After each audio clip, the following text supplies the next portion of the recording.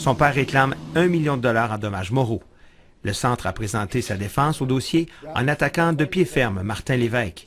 Il le décrit comme un homme qui n'a aucun intérêt pour sa fille, qui l'insultait et la dénigrait souvent. M. Lévesque a réagi à cette attaque en la qualifiant de lâche. Moi, c'est rien, là. Mais Rebecca, elle lui a laissé sa peau. Elle n'est plus là. Puis que je voyais ces gens-là se défendre de même. Moi,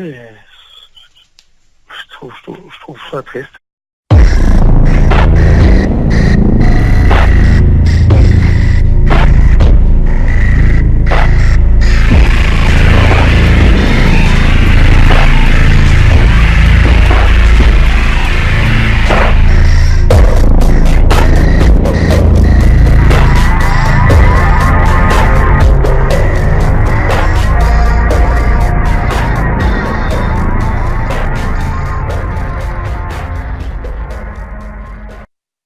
Il y a du nouveau concernant la mort tragique de la jeune Rebecca Lévesque. Rappelez-vous, elle avait été retrouvée morte dans sa chambre d'une infection du sang au centre jeunesse de Lévis. C'était le 13 janvier 2011. Alors, Julie, vous apprenez qu'un règlement à l'amiable entre les deux parties a avorté de justesse. Oui, Pierre, selon nos sources, la famille de Rebecca Lévesque a refusé une somme d'argent. Elle refuse catégoriquement de signer une entente à l'amiable avec les avocats du centre jeunesse Chaudière-Appalaches.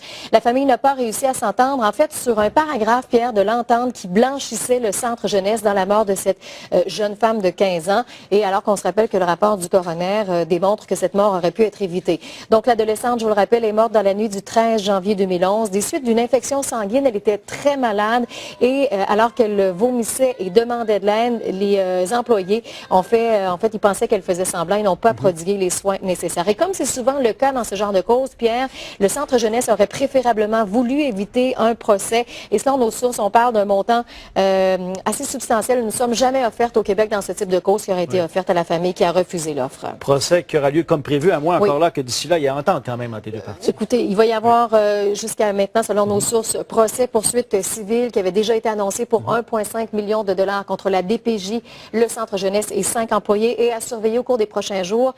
Il va y avoir dépôt à la cour des interrogatoires sur 5 employés qui pourraient être en fait très incriminants contre le centre jeunesse.